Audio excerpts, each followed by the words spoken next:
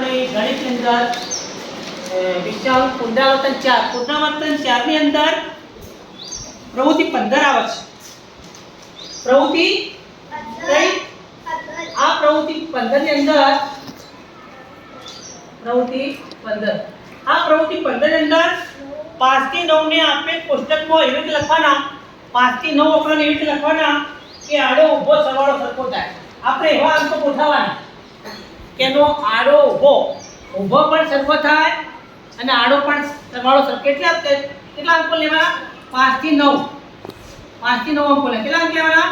5 થી 9 5 6 7 8 9. ચલો હવે તમે જ કહેજો.